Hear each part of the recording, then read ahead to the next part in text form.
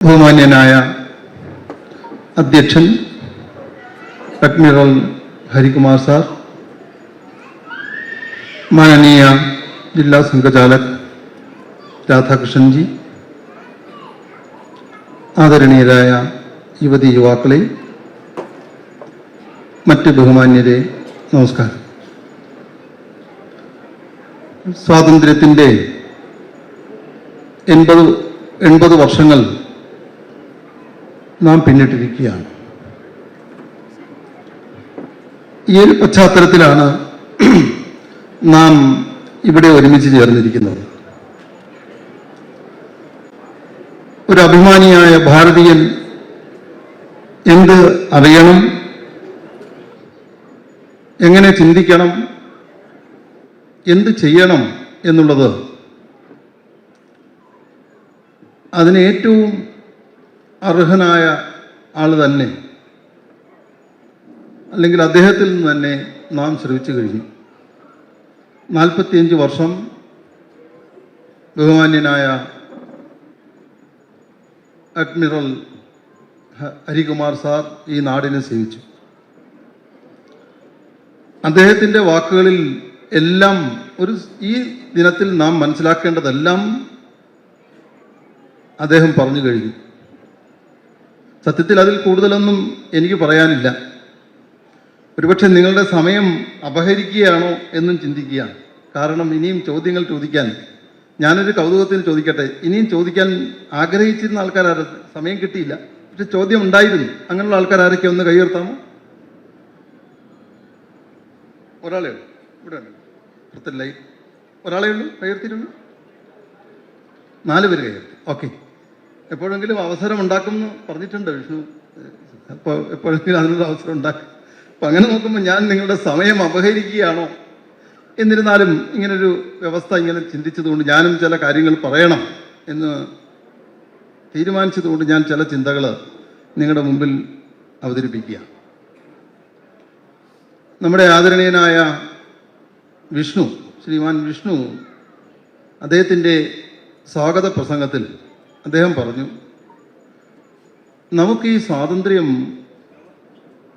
ആരും ഔദാര്യമായി തന്നതല്ല എന്ന്, നമുക്ക് ദാനം തന്നതൊന്നുമല്ല, ഇത് നാം പൊരുതി നേടിയതാണ് എന്ന് സൂചിപ്പിച്ചു. സത്യത്തിൽ ആ പോരാട്ടത്തിൻ്റെ ചരിത്രം 1000 വർഷങ്ങളുടേതാണ്.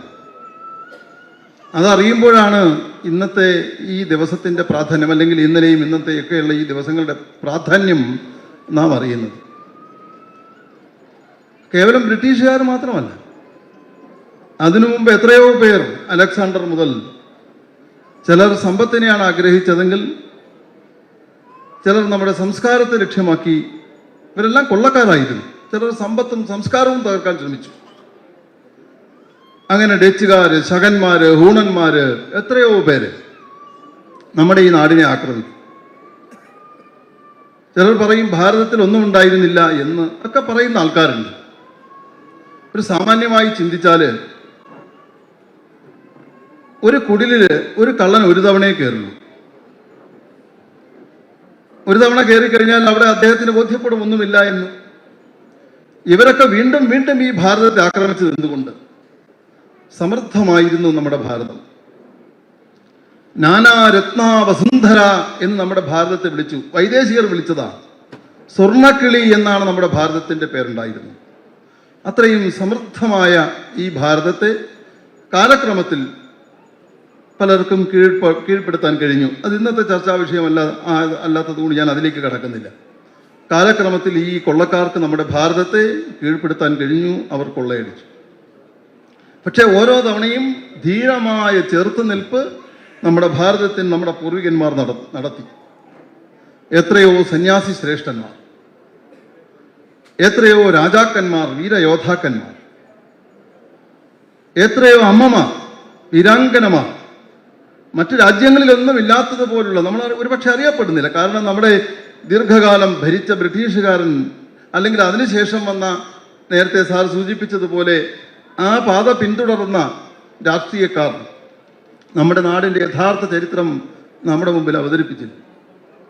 അതുകൊണ്ട് തന്നെ നമുക്കറിയില്ല എത്രയോ അമ്മമാർ കുഞ്ഞുങ്ങൾ, അവരൊക്കെ തന്നെ ഈ പോരാട്ടത്തിൽ പങ്കാളികളായിരുന്നു എന്നുള്ളതും നാം ഓർക്കേണ്ടതുണ്ട്. ചന്ദ്രഗുപ്ത മൗര്യൻ, യശോധർമ്മൻ, റാണാപ്രതാപൻ, വീരശിവാജി, ഗുരുഗോവിന്ദ സിംഹൻ. ഇപ്പോഴത്തെ കുട്ടികൾ ഒരുപക്ഷെ ഗുരുഗോവിന്ദ സിംഹനെ ഒന്നും കേട്ടിട്ടേ ഉണ്ടാവില്ല, കാരണം പാഠപുസ്തകത്തിൽ ഇല്ല. നിങ്ങളൊരു ഗുരുഗോവിന്ദ സിംഹനാകൂ എന്നാണ് വിവേകാനന്ദ സ്വാമികൾ അന്നത്തെ യുവാക്കളോട് ആഹ്വാനം ചെയ്തത്. ഗുരുഗോവിന്ദ സിംഹന്റെ കൊച്ചു കുട്ടികൾ, മക്കൾ 11ഉം 10ഉം ഒക്കെ പ്രായമുള്ളവരാണ്.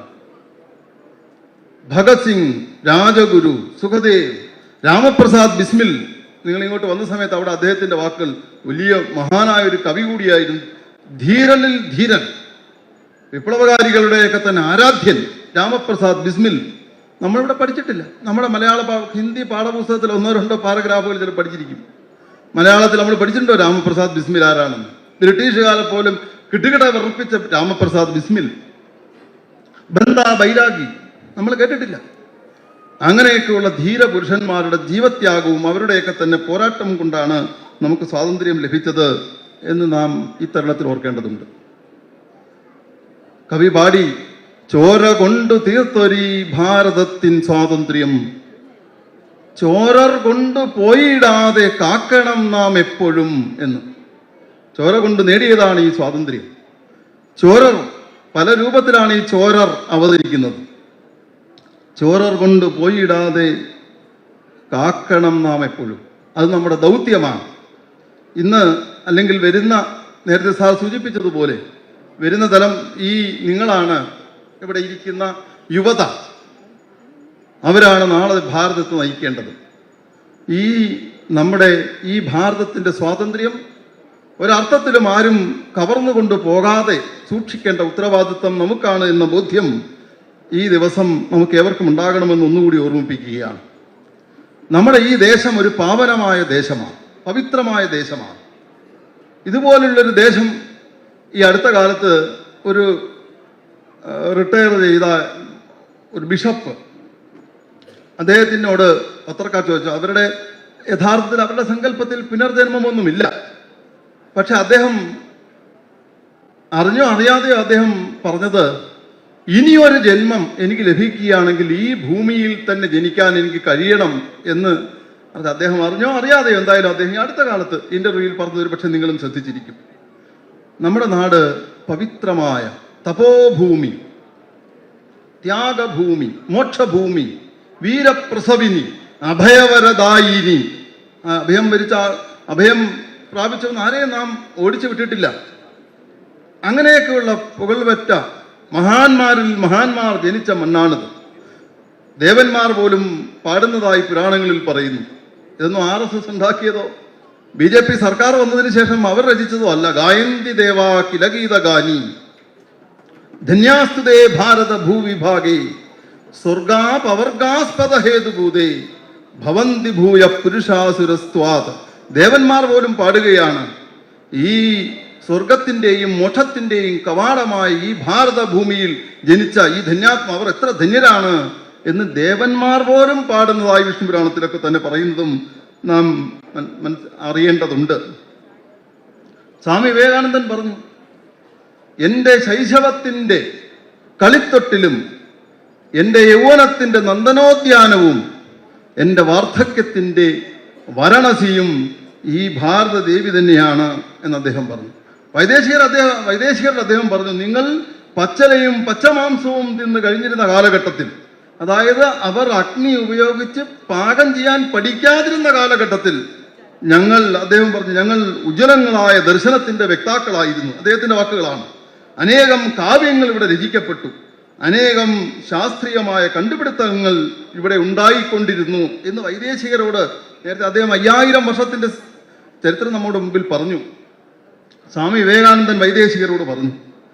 അദ്ദേഹം പറഞ്ഞു, ഈ ഭൂമുഖത്ത് സ്വാമി വിവേകാനന്ദന്റെ വാക്കുകളാണ്, ഈ ഭൂമുഖത്ത് പുണ്യദേശമെന്ന് അവകാശപ്പെടാവുന്ന ഒന്നുണ്ടെങ്കിൽ ലോകത്ത് ജനിക്കപ്പെട്ടിട്ടുള്ളതിൽ നമ്മൾ മനസ്സിലാക്കിയാൽ അറിയാം, ശ്രീകൃഷ്ണനോടും ശ്രീരാമചന്ദ്ര പ്രഭുവിനോടും മഹാന്മാരാരുണ്ട് നമ്മൾ മനസ്സിലാക്കേണ്ടതുണ്ട്.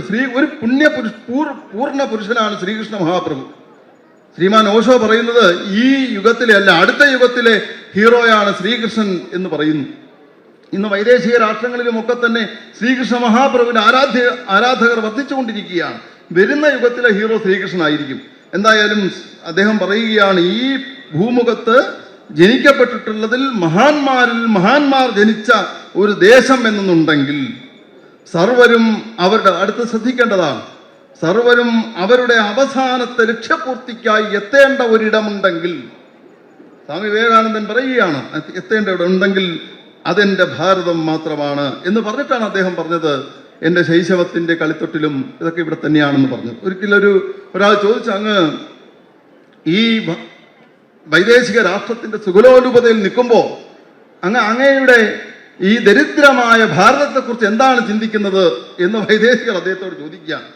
അദ്ദേഹം പറഞ്ഞു, ഞാനിവിടെ വരുന്നതിന് മുമ്പ് എൻ്റെ ഭാരത ദേവിയെ ഞാൻ സ്നേഹിച്ചിരുന്നു. ഇന്ന് എൻ്റെ ഭാരതത്തിൻ്റെ ഓരോ തരി മണലും എത്ര പവിത്രയാണെന്ന് ഞാൻ അനുഭവിച്ചറിയുകയാണ്. നമുക്കെല്ലാവർക്കും, നിങ്ങളെല്ലാവരും കേട്ടിരിക്കുന്ന ഒരു സംഭവം ഉണ്ടാകും. അദ്ദേഹം ഈ ചിക്കാഗോ പ്രസംഗവും അദ്ദേഹം ലോക പ്രശസ്തനായി തീർന്നതിന് ശേഷം ആ മഹാനുഭാവൻ ഭാരതത്തിലേക്ക് വരികയാണ്. ഈ ഭാരതം മുഴുവൻ അദ്ദേഹത്തെ സ്വീകരിക്കുവാൻ വേണ്ടി ചെന്നു. അദ്ദേഹം കപ്പലിൽ നിന്ന് ചാടി ഇറങ്ങി ആദ്യം ചെയ്തത് അവിടെ മണലിൽ കിടന്ന് ഉരുണ്ടു. അവിടുന്ന് മണ്ണ് വാരി അദ്ദേഹത്തിന്റെ ശരീരത്തിൽ തേച്ചു.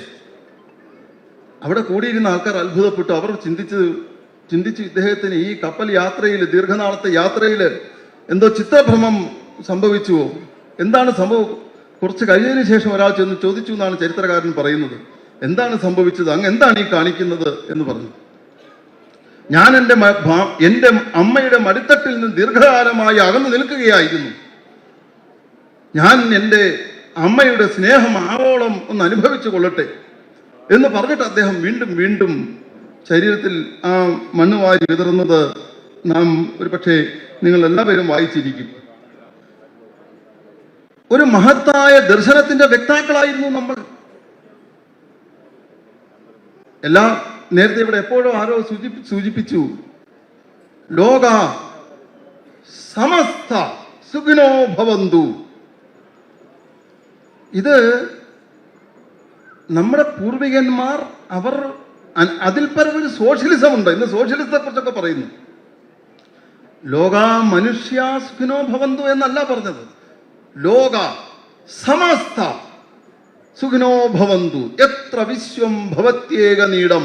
ഒരു പക്ഷിക്കൂട് പോലെ ഈ ലോകം, ഒരു പക്ഷിക്കൂടിനുള്ളിൽ അമ്മമാരും ആ അമ്മക്കിളിയും എല്ലാം കുഞ്ഞുങ്ങളും എല്ലാം കഴിയുന്നത് പോലെ ഈ വിശ്വം ഒരു പക്ഷിക്കൂട് പോലെ ആയി തീരട്ടെ എന്ന ആ ഒരു എത്ര ഉദാത്തമായ ഒരു ഭാവനയാണ് നമ്മുടെ ഈ ഭാരതമാണ് ലോകത്തിൽ ഇത്തരം മുദ്രാവാക്യങ്ങൾ ഉയർത്തിയത് എന്നത് നാം അഭിമാനത്തോടുകൂടി ഈ ദിനത്തിൽ ഓർക്കേണ്ടതുണ്ട്.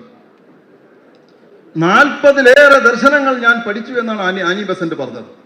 അവർ പറഞ്ഞു, ഇത്രയും നിത്യനൂതനവും ശാസ്ത്രീയവുമായ മറ്റൊരു ദർശനത്തെയും എനിക്ക് കാണാൻ കഴിഞ്ഞില്ല. നിങ്ങൾ എത്ര കണ്ട് അതിനെ അറിയുന്നവോ അത്ര കണ്ട് അത് സ്നേഹിക്കുമെന്ന് ഭാരതീയ ദർശനങ്ങളെക്കുറിച്ച്, ഭാരതീയ സംസ്കാരത്തെക്കുറിച്ച് ആനി ബസന്റ് പറഞ്ഞു, ആർണോൾഡ് ടോയിൻബി പറഞ്ഞു, പാശ്ചാത്യ ദാർശനികന്മാരെല്ലാം പറഞ്ഞു. പക്ഷെ നമ്മളുടെ വേണ്ട വിധത്തിൽ, ഞാൻ വീണ്ടും പറയുകയാണ്, വേണ്ട വിധത്തിൽ ഇത് നമ്മളുടെ യുവതയുടെ മുമ്പിൽ അവതരിപ്പിക്കുവാൻ പിന്നീട് വന്ന ഭരണാധികാരികൾക്ക് കഴിഞ്ഞില്ല എന്നതും ഈ സന്ദർഭത്തിൽ നാം ചേർത്ത് ചിന്തിക്കേണ്ടതുണ്ട്, വായിക്കേണ്ടതുണ്ട്. ഞാനിതൊക്കെ പറയാൻ കാരണം നമ്മുടെ ദൗത്യത്തെക്കുറിച്ച് നമുക്ക് ബോധ്യപ്പെടാൻ വേണ്ടിയിട്ടാണ് ഞാനിത് പറയുന്നത്. ഇന്നലെ നമ്മുടെ ആദരണീയനായ പ്രധാനമന്ത്രി പ്രസംഗിച്ചതിലും ഇപ്പോൾ നമ്മുടെ സാറ് പറഞ്ഞതിൽ നിന്നും 2047 ആകുമ്പോഴേക്കും ഒരു വലിയ ഒരു സങ്കല്പം മുന്നോട്ട് വെച്ച് നമ്മുടെ പ്രധാനമന്ത്രി മുന്നോട്ട് വെച്ചു. സാറും അതിപ്പോൾ അനുസ്മരിച്ചു. നമുക്കെല്ലാം സന്തോഷം തരുന്ന വാർത്തകളാണ് ഇപ്പോൾ നമ്മുടെ ഭാരതത്തിൽ വന്നുകൊണ്ടിരിക്കുന്നത്. ആ പൂർവാവസ്ഥയിലേക്ക്, മുമ്പുണ്ടായിരുന്ന അവസ്ഥയിലേക്ക് നമ്മുടെ ഭാരതം നീങ്ങിക്കൊണ്ടിരിക്കുകയാണ്. കുറേ കാലം നാം നമ്മെ തന്നെ മറന്നു ജീവിച്ചിരുന്നുവെങ്കിലും ഇന്ന് നമ്മുടെ സാമ്പത്തിക വ്യവസ്ഥ, സാർ അതിനെക്കുറിച്ച് സൂചിപ്പിച്ചിരുന്നു, അതിവേഗം കുതിച്ചുകൊണ്ടിരിക്കുകയാണ് എന്ന് പറഞ്ഞു. ഈ അടുത്ത കാലത്ത് ഒരു ജപ്പാനിൽ നിന്ന് വന്ന ഒരു സാമ്പത്തിക ശാസ്ത്രജ്ഞൻ, അവിടുത്തെ സോഫ്റ്റ് ബാങ്കുകളുടെയോ ഒക്കെ തന്നെ ചെയർമാൻ, അങ്ങനെയൊക്കെയാണ് അദ്ദേഹത്തെ പത്രത്തിൽ എഴുതിയിരുന്നത്. അദ്ദേഹം പറയുന്നു 2040-40കളാകുമ്പോഴേക്കും ഈ ലോകത്തെ ഏറ്റവും വലിയ സാമ്പത്തിക ശക്തി ഭാരതമായിരിക്കും എന്ന് അദ്ദേഹം കുറച്ച് കാലങ്ങൾക്ക് മുമ്പ് പറഞ്ഞു. ഇന്ന് നമ്മുടെ IIT-കൾ, നമ്മുടെ ഇപ്പോഴത്തെ ഒരു കണക്കൊക്കെ എടുത്തു കഴിഞ്ഞാൽ 80% ഒരു 15 വർഷം, ഇത് നിങ്ങൾ പഠനാർത്ഥം ഇവിടെ വിദ്യാർത്ഥികൾ ഇൻട്രസ്റ്റ് ഉള്ള ആൾക്കാരൊന്ന് പഠിച്ചു നോക്കണം. നമ്മളും അതിനെക്കുറിച്ച് ചിന്തിക്കുക, അതിനുശേഷം നമ്മൾ അതിനെക്കുറിച്ച് പറയുക, അല്ലെങ്കിൽ അതിനെക്കുറിച്ച് ക്വസ്റ്റ്യൻ ഇത്തരത്തിലുള്ള ആൾക്കാരുടെ അടുത്ത് അന്വേഷിച്ച് ചോദിക്കുക. ഒരു 10-15 വർഷങ്ങൾക്ക് മുമ്പ് IIT-കളിലും IIM-കളിൽ നിന്നൊക്കെ പാസ്സാകുന്ന 80% ആൾക്കാർ അവർ വിദേശത്തായാണ് പൊയ്ക്കൊണ്ടിരുന്നത്. അവർക്കിവിടെ പ്ലേസ്മെന്റ് കിട്ടാറില്ല. ഇപ്പൊ ലക്ഷക്കണക്കിന് സ്റ്റാർട്ടപ്പുകൾക്ക് വന്നതിന് ശേഷം നമ്മുടെ നാട്ടിൽ തന്നെ ഇന്ന് 80% ആൾക്കാർ ഈ ഭാരതത്തിൽ തന്നെ നിൽക്കുന്നു എന്നുള്ളതാണ്. കുറച്ച് ആൾക്കാർ മാത്രമേ വിദേശത്തേക്ക് പോകുന്നുള്ളൂ എന്നുള്ളതും ചില കണക്കുകൾ സൂചിപ്പിക്കുന്നു.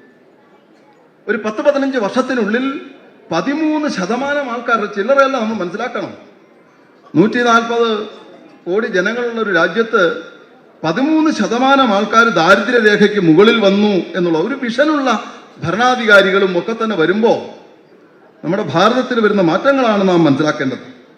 നമ്മുടെ ഭാരതത്തിൻ്റെ വയസ്സ് 28ആണ്, ചൈനയും അമേരിക്കയും ഒക്കെ തന്നെ 38ആണ്. ഇങ്ങനത്തെയുള്ള ചില കാര്യങ്ങൾ നമ്മൾ ചിന്തിക്കേണ്ടത്. നമ്മുടെ 28 വയസ്സാണ്. 10 വർഷം കൊണ്ട് നമ്മൾ ഈ വിദ്യാഭ്യാസ മേഖലയിൽ ഈ QS റാങ്കിങ് എന്ന് പറഞ്ഞിട്ട് ഈ അക്കാഡമിക് റാങ്കിങ് ഉണ്ട് യൂണിവേഴ്സിറ്റികളിൽ. നമ്മുടെ 10-11 ഉണ്ടായിരുന്നെങ്കിൽ ഇന്ന് 46 നമ്മുടെ യൂണിവേഴ്സിറ്റികൾ ആ റാങ്കിങ്ങിൽ വന്നു കഴിഞ്ഞിരിക്കുന്നു എന്ന് കണക്കുകൾ പറയുന്നു.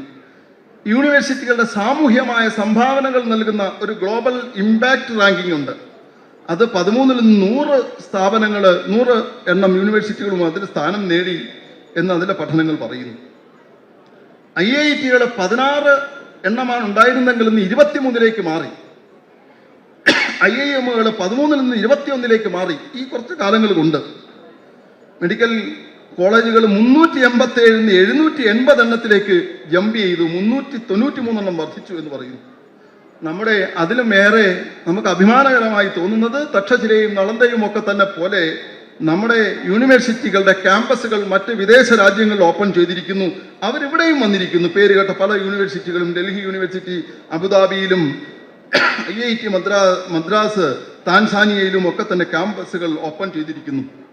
അന്തർദേശീയ തലത്തിൽ പ്രശസ്തിയാർജിച്ച അനേകം വൈദേശിക യൂണിവേഴ്സിറ്റി നമ്മുടെ ഈ ഭാരതത്തിലും ക്യാമ്പസ് ഓപ്പൺ ചെയ്തിരിക്കുന്നു എന്നതൊക്കെ നമ്മൾ അറിയേണ്ട കാര്യങ്ങളാണ്.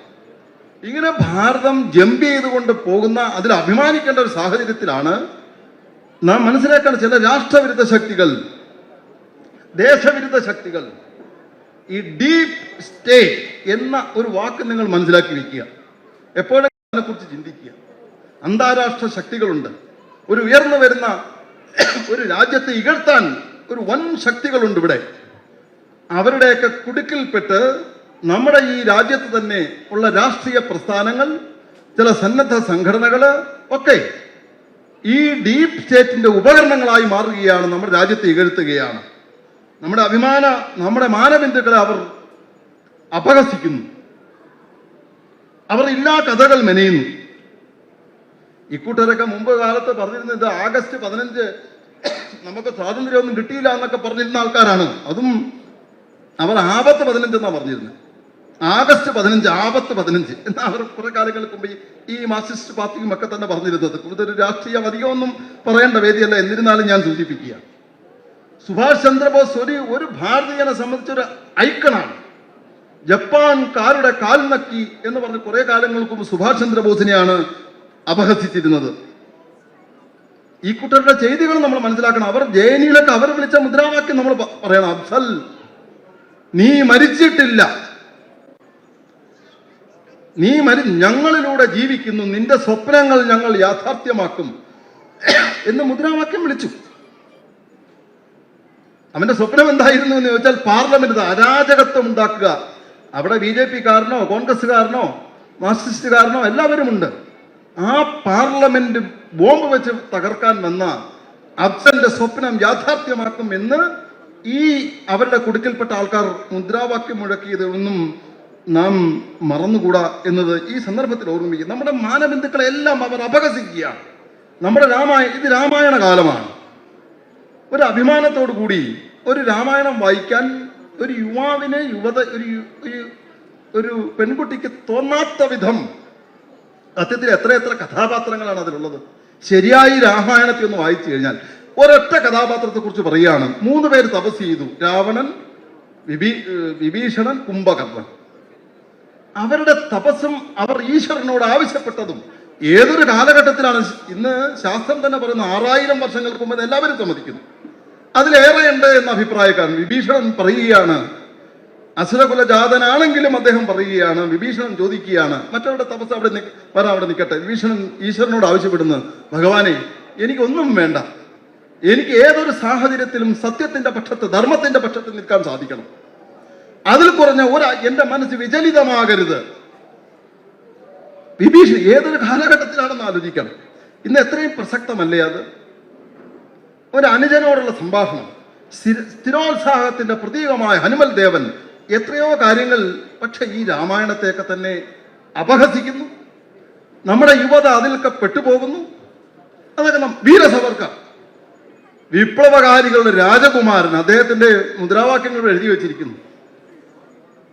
അദ്ദേഹം പറഞ്ഞത്, ഈ ഭാരത ദേവിക്ക് വേണ്ടി മരിക്കുകയാണെങ്കിൽ ഈ ഭാരത ഒരു ജന്മം കൊള്ളുന്ന സന്തോഷത്തോടു കൂടി ഞാനത് സ്വീകരിക്കും എന്ന് പറഞ്ഞ ഒരു രാജകുമാരൻ, ധീരൻ. അദ്ദേഹം പറഞ്ഞു, എനിക്ക് നക്ഷത്രങ്ങളെ മുഴുവൻ ഇഷ്ടമാണ്, പക്ഷെ ഞാൻ ഈ ഭാരതത്തിന്റെ നക്ഷത്രങ്ങളെയാണ് കൂടുതൽ സ്നേഹിക്കുന്നത് എന്ന് പറഞ്ഞ തടവറയ്ക്കുള്ളിൽ കിടന്നു പോലും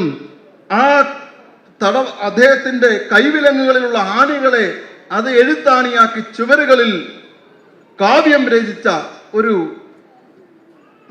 മഹാനായ ഒരു കവി, ധീരനായ ഒരു ദേശസ്നേഹി.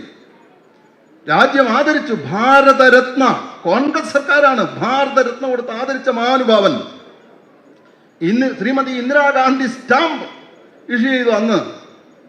ഇന്ന് ആർക്കോ വേണ്ടി, ഈ നേരത്തെ പറഞ്ഞ ആർക്കൊക്കെയോ വേണ്ടി അദ്ദേഹത്തെ മനസ്സിലാക്കിയാൽ, അദ്ദേഹത്തിന്റെ പാത പിന്തുടർന്നാൽ അവർ ശരിയായ ദേശസ്നേഹിയാകും എന്ന് മനസ്സിലാക്കിക്കൊണ്ട് നേരത്തെ പറഞ്ഞ അക്കൂട്ടർ സവർക്കറെ അവഹേളിക്കുന്നു. നമ്മളെ ഷൂ നക്കി, ബ്രിട്ടീഷുകാരുടെ ഷൂ നക്കി എന്ന് പറയുന്നു. അന്ന് അദ്ദേഹം ആൻഡമാനിൽ അദ്ദേഹം സമ്മതിക്കുന്നു. അദ്ദേഹം പറയുകയാണ്, എന്റെ സഹതടവുകാരെ നിങ്ങൾ മോചിപ്പിക്കണം. അദ്ദേഹം സ്വയം പോകണമെന്ന് അദ്ദേഹം ഒരിക്കലും പറഞ്ഞിട്ടില്ല. ഞാൻ പുറത്തിറങ്ങിക്കഴിഞ്ഞാൽ നിങ്ങൾക്കെതിരെ പോരാടുമെന്ന് നിങ്ങൾക്ക് സംശയം, നിങ്ങൾ എന്നെ വിടണ്ട, എന്റെ സഹതടവുകാരെ എല്ലാം നിങ്ങൾ ഇവിടെ നിന്ന് മോചിപ്പിക്കണം. ഏതൊരു സാഹചര്യത്തിലാണെന്നൊക്കെ മനസ്സിലാക്കണം. ഇവിടെ ഒരു അടിയന്തരാവസ്ഥ പ്രഖ്യാപിച്ചപ്പോൾ എല്ലാ കടയും അടച്ചുപൂട്ടി, ദേശാഭിമാനി പോലും അടച്ചുപൂട്ടിയ ആൾക്കാരാണ്. ഒന്നും ഉണ്ടായിരുന്നില്ല. ഒരിക്കൽ ബീഡി കമ്പനിയിൽ അവിടെ കുരുക്ഷേത്രം എന്ന് പറഞ്ഞൊരു വാരികയുണ്ട്, ഇതുണ്ടായിരുന്നു. അത് വായിക്കുമ്പോൾ മറ്റേ ഗോപാൽ, എന്താ അദ്ദേഹത്തിന്റെ CPM leader Gopal, AK Gopalan, അദ്ദേഹത്തിന്റെ സ്റ്റേറ്റ്മെന്റ് ദേശാഭിമാനിയിലില്ല. അപ്പൊ അവിടെ ഇരുന്ന അവർ ചോദിക്കും, മൈക്കിൽ ഒച്ചത്തിൽ വായിക്കും. ഞാനിത് സന്ദർഭത്തിൽ പറയുകയാണ്, അത് ഞാൻ സത്യത്തിൽ പറയാൻ ഉദ്ദേശിച്ചതല്ല, എന്നിരുന്നാലും പറയുകയാണ്. ദേശാഭിമാനിക്കാരനൊന്നും അത് ആ വാർത്ത പോലും കൊടുക്കാനുള്ള ധൈര്യം ഉണ്ടായില്ല. അക്കൂട്ടരെ കാണുന്ന ധൈര്യത്തിന്റെ സിംഹങ്ങളായി അവതരിച്ച് അവരാണ് ധൈര്യം കണ്ടുപിടിച്ചത് എന്നുള്ള അർത്ഥത്തിലാണ് ഒന്ന് അലറി വിളിക്കുന്നത്, സവർക്കറെ അറിയണം. സത്യത്തിൽ നിങ്ങൾ ഇവിടെ ഇരിക്കുന്ന ഓരോരുത്തരോട് ഞാൻ പറയുകയാണ്, അറിയണം സവർക്കറെ എന്നുള്ളത്. ആരാണ് സവർക്കർ? അദ്ദേഹത്തിന്റെ ഒരു പേജ് വായിച്ചാൽ മതി, ഒറ്റ പേജ് വായിച്ചാൽ സവർക്കർ നമുക്കറിയാൻ സാധിക്കും. നമ്മളുടെ എല്ലാവരുടെയും വീടുകളിൽ വെക്കേണ്ട, ആദരവോടുകൂടി വെക്കേണ്ട ചിത്രമാണ് സവർക്കർ. ഈ ഭാരത മാതാവിന്റെ ശരിയായ ധീരനായ ഒരു പുത്രൻ. പക്ഷെ അദ്ദേഹത്തെ അവഹേളിക്കുന്നു എന്നുള്ളത് ഞാനിവിടെ പറയാൻ കാരണം അതാണ്. ഇന്നത്തെ മുഖ്യ വിഷയമാണ്, സവർക്കറെ അവഹേളിക്കുന്നു. ഇന്ന് കോൺഗ്രസിന്റെ ലീഡറും ഒക്കെ തന്നെ അവഹേളിക്കുന്ന, അവരൊക്കെ തന്നെ മത്സരിക്കുന്നത് കാണാം. വന്ദേ മാതരം പാടാൻ തയ്യാറല്ല. എന്താണ് വന്ദേ മാതരം? അമ്മേ നമസ്കാരം ബ്രിട്ടീഷുകാരൻ പറഞ്ഞു പാടാൻ പാടില്ല എന്ന് പറഞ്ഞു. പക്ഷെ ഇന്നത്തെ ഈ രാഷ്ട്രീയ പ്രസ്ഥാനങ്ങളും അവർ ഞങ്ങൾ പാടില്ല എന്നത് അഭിമാനം കൊള്ളുകയാണ്. എന്താണ് അതിൽ പറയുന്നത്? ഇവിടെ വന്ദേ മാതരം, ഇവിടെ എന്ത് സംഭവിച്ചു? ഈ ദുർഗയെ ഈ ശ്യാമളയായ കോമളയായ ഈ ദേവിയെ ഇതാര് പറഞ്ഞു? RSS ഒക്കെ വരുന്നതിന് മുമ്പേ അരവിന്ദ മഹായോഗി പറഞ്ഞു, ഇത് ഒരു കല്ലും മണ്ണും നിറഞ്ഞൊരു വസ്തുവല്ല നമ്മുടെ ഈ ഭാരതഭൂമി. അദ്ദേഹത്തിന്റെ ഇതെല്ലാം വാസുദേവനാണെന്ന് ബോധ്യപ്പെട്ടതിന് ശേഷം അദ്ദേഹം പറഞ്ഞതാണ്, ആ തപസ്വി പറഞ്ഞതാണ്, ഇത് കല്ലും മണ്ണും നിറഞ്ഞൊരു ഭൂമിയല്ല, ഇത് സാക്ഷാൽ ദുർഗയുടെ അവതാരമാണ് എന്ന് അരവിന്ദ മഹായോഗി പറഞ്ഞിട്ടുണ്ട്. ആ ദുർഗയുടെ അവതാരമായ ആ ദേവിയെ ഞാൻ നമസ്കരിക്കുന്നു എന്ന് പറയുന്നു. നമ്മൾ സ്കൂളിൽ പറയാണ് എല്ലാ ഭാരതീയരും, നേരത്തെ നമ്മുടെ എല്ലാ ഇന്ത്യക്കാരും എന്നൊക്കെയാണല്ലോ ഇപ്പൊ പ്രതിജ്ഞയിലുള്ളത്, സഹോദരി സഹോദരന്മാരാണ് എന്നൊക്കെ പ്രതിജ്ഞയിൽ പാടണം എന്നവർ പറയുന്നു. പക്ഷെ അമ്മയില്ലാതെ ഉദരം, സഹോദരൻ എന്ന് പറഞ്ഞാൽ എന്താണ്? ഒരു ഉദരത്തിൽ പിറന്നവരെന്നല്ലേ? അപ്പൊ അമ്മയ്ക്കല്ലേ ഉദരം ഉണ്ടാകുക? അപ്പൊ അമ്മയെ അംഗീകരിക്കാൻ തയ്യാറല്ല, സഹോദരി സഹോദരൻ എന്ന് പറയുന്നു. വന്ദേമാതരം ഞങ്ങൾ പാടില്ല. അതിന് ലോജിക്ക് നമുക്ക് മനസ്സിലാകുന്നില്ല. അതിനൊക്കെ സത്യത്തിൽ നമ്മൾ മനസ്സിലാക്കുകയും ചർച്ച ചെയ്യേണ്ടതുണ്ട്, ചിന്തിക്കേണ്ടതുണ്ട്, ചർച്ച ചെയ്യേണ്ടതുണ്ട്. എന്തുകൊണ്ടാണ് ഇവിടെ ആരെയാണ് ഭയക്കുന്നത്? ഈ രാജ്യദ്രോഹികളെ ഭയക്കണമോ? അത് ഏതെങ്കിലും ഒരു മതവിഭാഗമൊന്നുമല്ലല്ലോ. ഇപ്പൊ മുസ്ലിം മതവിഭാഗത്തിൽ എല്ലാവർക്കും അത്തരത്തിൽ അഭിപ്രായമില്ല, അത് പാടുന്നവരുണ്ട്. ഒരു കൂട്ടം രാജ്യദ്രോഹികളുടെ പക്ഷത്ത് നിൽക്കുന്ന ആൾക്കാർ പറയുന്നതിന്റെ അതിന് കീഴടങ്ങി. കഴിഞ്ഞ ദിവസം കണ്ടില്ലേ നമ്മൾ, എന്തൊരു നാണക്കേടായി. എനിക്ക് സത്യത്തിൽ ഞാനത് കുറെ തവണ കണ്ടിട്ട് ഞാൻ പിന്നെ കുറെ കഴിഞ്ഞതിന് ശേഷം എനിക്കൊരു ലജ്ജ തോന്നി. നിങ്ങൾ കണ്ടോന്ന് എനിക്കറിയില്ല, ആ വീഡിയോ ഒന്ന് കാണേണ്ടത് തന്നെ. ഒരു നാടൻ ഒരു രാജ്യത്തേക്ക് നയിക്കാൻ വന്നിരുന്ന ഒരു നാടൻ ആരൊക്കെയോ നിങ്ങൾ ആ വീഡിയോ കാണും. വന്ദേമാതരം കാണുമ്പോൾ സോണിയ ഗാന്ധിയുടെ ഒരു അസ്വസ്ഥത, വന്ദേമാതരം പാടുന്നു. സത്യത്തിൽ അത് പാടിക്കോട്ടെ, അല്ലെങ്കിൽ അവർക്ക് എന്തെങ്കിലും ഉണ്ടെങ്കിൽ അത് കഴിഞ്ഞതിന് ശേഷം ഇത് അവിടെ കിടന്ന് അവർ വിറക്കിയാണ്. ആ വീഡിയോ നിങ്ങൾക്ക് ഞാൻ പറയുകയാണ്, ഒരു നാടിനെ നയിക്കേണ്ട ഉത്തരവാദിത്തപ്പെട്ട രാഷ്ട്രീയ പ്രസ്ഥാനങ്ങൾ എന്തൊരു സന്ദേശമാണ് കൊടുക്കുന്നത്, നാടിന് കൊടുക്കുന്നത്. വന്ദേമാതരം ആരെയോ ഭയക്കുകയാണ്. അപ്പൊ വന്ദേമാതരം പാടാൻ തയ്യാറല്ല. നമ്മുടെ നാടിന്റെ മാനബിന്ദുക്കളെ അംഗീകരിക്കാൻ അവർ തയ്യാറല്ല. ഇതിനെതിരെ പ്രതികരിക്കുവാൻ നമുക്ക് സാധിക്കണം. കാരണം നമ്മുടെ ധർമ്മത്തെ, ഈ മഹത്തായ സംസ്കാരത്തെ, അത് ഏതെങ്കിലും ഒരു രാഷ്ട്രീയ പാർട്ടിക്ക് വേണ്ടിയിട്ടല്ല. ഈ നാട് ഉയരുന്നത് ഈ നാടിന് വേണ്ടിയല്ല എന്ന് അരവിന്ദ മഹായോഗി പറഞ്ഞു. അദ്ദേഹം പറഞ്ഞു, ഈ ലോകത്തെ നയിക്കുവാൻ ഈ ഭാരതത്തിന് മാത്രമേ സാധിക്കുകയുള്ളൂ എന്ന് പറഞ്ഞു. പാശ്ചാത്യ ദാർശനികന്മാരും അത് തന്നെയാണ് പറയുന്നത്. ഈ ലോകത്തെ നയിക്കുവാൻ ഭാരതത്തിന് മാത്രമേ സാധിക്കുകയുള്ളൂ. അദ്ദേഹം വീണ്ടും പറയുന്നു, സനാതന ധർമ്മം, ആ സനാതന ധർമ്മത്തിലാണ് ഈ ഭാരതം ജനിച്ചത്, സനാതന ധർമ്മത്തിലാണ് ഈ ഭാരതം വളർന്നത്. സനാതന ധർമ്മം ശക്തിപ്പെട്ടപ്പോഴൊക്കെ ഈ ഭാരതം ശക്തിപ്പെട്ടു. സനാതന ധർമ്മം നശിച്ചാൽ, അങ്ങനെയൊന്ന് സംഭവിച്ചാൽ ഈ ഭാരതം നശിച്ചു പോകും എന്ന് അരവിന്ദ മഹായോഗി പറഞ്ഞു. സനാതന ധർമ്മത്തെ ഇല്ലാതാക്കുവാനുള്ള പരിശ്രമങ്ങളാണ് ഇക്കൂട്ടർ നടത്തുന്നത് എന്നുള്ളത് നാം മനസ്സിലാക്കണം. അതുകൊണ്ട് ഈ സനാതന ധർമ്മത്തെ സംരക്ഷിക്കുവാനുള്ള ഉത്തരവാദിത്വം എന്ന് പറഞ്ഞാൽ ഈ നാടിന്റെ രക്ഷ ഉറപ്പാക്കേണ്ട ഉത്തരവാദിത്വം നമുക്കുണ്ട്. അതുകൊണ്ട് അതിനെ മനസ്സിലാക്കണം. നമ്മൾ കടമനിട്ട ഒരു നല്ലൊരു കോഴി എന്ന് പറഞ്ഞ അദ്ദേഹത്തിന്റെ കവിതയിൽ 2 വരി അദ്ദേഹം പറഞ്ഞത്, കണ്ണു വേണം ഇരുപുറം എപ്പോഴും കണ്ണു വേണം, കണ്ണു വേണം മുകളിലും താഴെയും കണ്ണു വേണം, കണ്ണിനുള്ളിൽ കത്തി ജ്വലിക്കും ഉൾക്കണ്ണ് വേണം, അണയാത്ത കണ്ണ് എന്നുള്ളതാണ്. നാം ജാഗ്രതയോടുകൂടിയിരിക്കണം. ഈ നാടിനോട് സ്നേഹമുള്ള, ഇവിടുത്തെ മാനബിന്ദുക്കളോട് സ്നേഹമുള്ള നമുക്ക് ഓരോരുത്തർക്കും സത്യത്തിൽ ഈ വരികൾ വളരെ പ്രസക്തമാണ്.